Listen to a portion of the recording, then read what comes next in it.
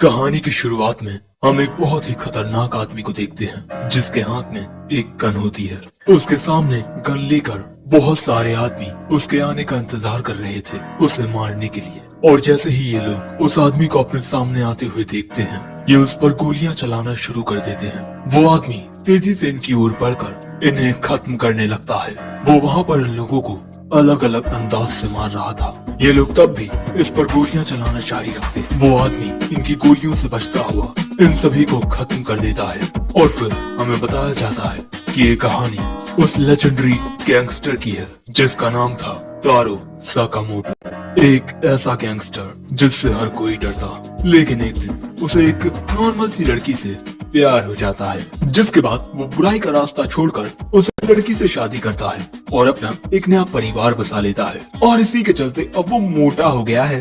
अब अगले सीन में हम एक लड़के को देखते हैं जो एक दुकान के सामने खड़ा होकर कहता है, मैं तुम्हें अब जाकर ढूंढ पाया हूँ, मिस्टर साकामोटो। वहीं साकामोटो की दुकान में एक छोटा बच्चा एक मार्कर से अपनी चित्रकारी दिखा रहा है। तभी वहाँ साकामोटो की बीवी और बच्ची आ जाते हैं। और तभी हम देखते हैं कि ये बच्चा जैसे ही अपना कुछ सामान उठाने के लिए नीचे झुकता है, इसके बैग में से एक इंक की बोतल निकलकर दुकान में आए एक आदमी के पैंट को गंदा कर देती है, जिस वजह से वो आदमी गुस्सा होकर इस बच्चे को उठा लेता है, जिस वजह से ये बच्चा अपने पैर चलाता है और इसके जूते से फिर से उस आदमी का पैंट गंदा हो जाता है। और अब वो आदमी बहुत गुस्से में आकर इस बच्चे को मारने वाला होता है कि तभी साकामोटो आकर इसका हाथ पकड़ लेता है और इसके बाद इसकी गर्दन में एक पेन मारकर इसे मार देता है। लेकिन असल में वो ऐसा सोच रहा था, उसने ऐसा कुछ नहीं किया। वो आदमी यहाँ से चला जाता है और ये बच्चा बेचारा डर के मारे रोने ही लगता है। लेकिन तभी दुकान में ये लड़का आता है, इसका नाम शिन है। हमें मिले हुए काफी वक्त हो गया है ना मिस्टर साकामोटो? ये मैं हूँ, शिन द साइकिक। अगले ही पल में साकामोटो इसके पास जाकर इसको मार देता है। लेकिन फिर से साकामोटो ऐसा सोच रहा था, लेकिन शिन मन की बातें समझ लेता है। उसके पास ये ताकत है, इसीलिए वो कहता है, मुझे अपने दिमाग में मारना बंद करो, मैं शिन हूँ, मैं तुम्हारा चेला हुआ करता था। जिसके बाद ये दोनों बैठकर बात करते हैं। शिन कहता है, प्लीज मिस्टर साकामोटो, आप अंडरवर्ल्ड में वापस लौट आइए। लेकिन वो कहता है कि अब मैं गैंगस्टर नहीं रहा। लेकिन साकामोटो एक ऐसा गैंगस्टर हुआ करता था जिससे हर कोई डरता। उसे टाइटल भी मिला है द लेजेंडरी गैंगस्टर का। इसीलिए शिन पूछता भी है कि आपने वो दुनिया आखिर क्यों छोड़ दी। लेकिन साकामोटो उसकी बात को इग्नोर करते हुए नूडल्स खाता है। लेकिन तभी शिन वहाँ सिगरेट पीने की कोशिश करता है। अगले ही पल में उसकी सिगरेट कट जाती है। ऐसा साकामोटो ने किया क्योंकि यहाँ सिगरेट पीना मना है। लेकिन शिन तो साकामोटो की स्पीड देखकर हैरान हो गया था।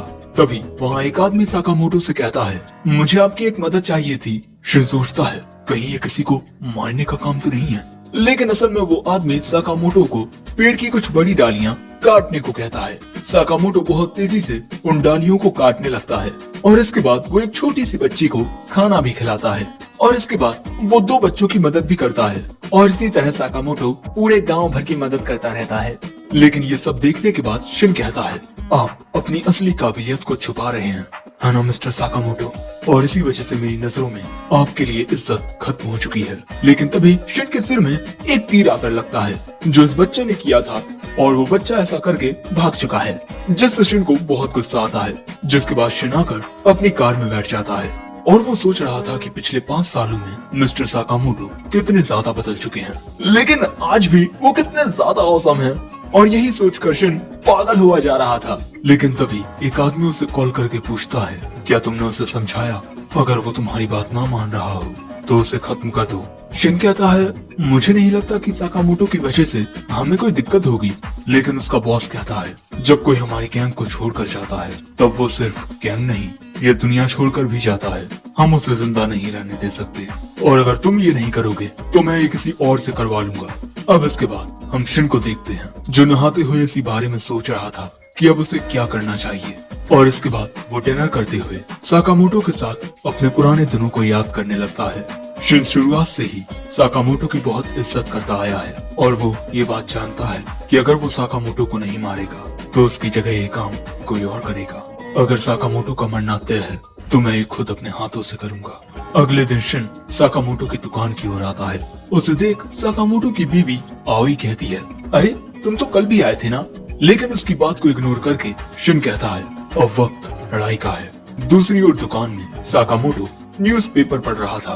तभी शिन वहाँ आता है और वो आते ही अपनी गन निकाल कर कहता है, गुड बाय मिस्टर साकामोटो, और वो गोली चलाता है। तभी साकामोटो भी अपने मुंह में दी हुई कैंडी को उसकी ओर फेंकता है। वो बुलेट इस कैंडी से टकराकर अपनी डायरेक्शन खो देती है और जैसे ही शिन गन को लूट करता है, साकामोटो उसके सामने से गायब हो चुका था।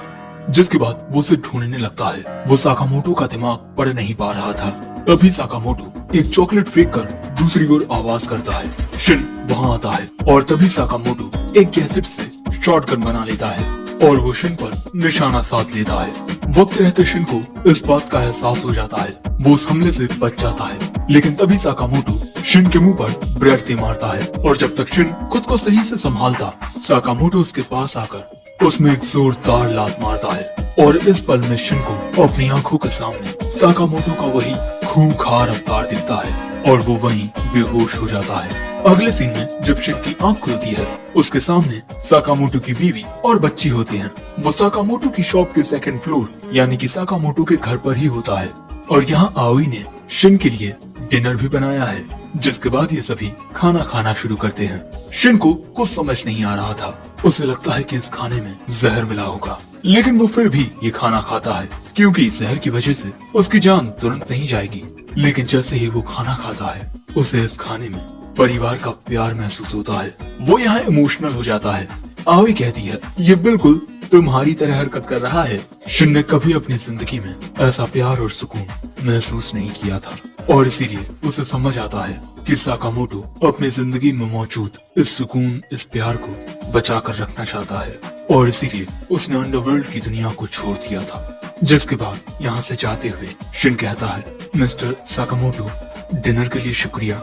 जो सुन साकामोटो एक कागज की ओर इशारा करता है जिस पर लिखा था, शुक्रिया, वापस जरूर आइएगा। जिसके बाद शिन यहाँ से जाने लगता है। फिर हम एक फैक्ट्री में शिन के बॉस को देखते हैं और वो शिन को देखकर समझ जाता है कि ये साकामोटो को नहीं मार सका। शिन झुककर कहता है, प्लीज बॉस, मिस्टर साकामोटो को जिंदा छोड़ दीजिए। उसकी अब एक नई जिंदगी है, उसके पास अब उसका परिवार है। बॉस कहता है, साकामोटो ने हमारी गैंग के नियम को तोड़ा है, अब उसे मरना होगा।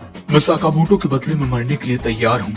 आप प्लीज उन्हें जिंदा छोड़ दीजिए। ठीक है, तो मर जाओ और मैं साकामोटो को जिंदा छोड़ दूंगा। लेकिन शिन बॉस के मन की बात पढ़ लेता है। बॉस चाहता था कि पहले शिन मर जाए, बाद में वो साकामोटो को खुद मार देगा। इसीलिए वो बॉस के ऊपर अपनी गन तान लेता है। जो देख बॉस कहता है, इसे खत्म कर दो। दूसरी ओर साकामोटो रेडियो के जरिए ये सब सुन रहा है। जिसके बाद वो एक लॉक खोलता है और इसके बाद हम देखते हैं कि दुकान का सामान गायब होकर वहाँ पर काफी सारे हथियार आ जाते हैं। So guys, this is the gangster Sakamoto. और इतने हथियारों में से साकामोटो बस एक मामूली सी इलेक्ट्रिक शॉक गन उठाता है।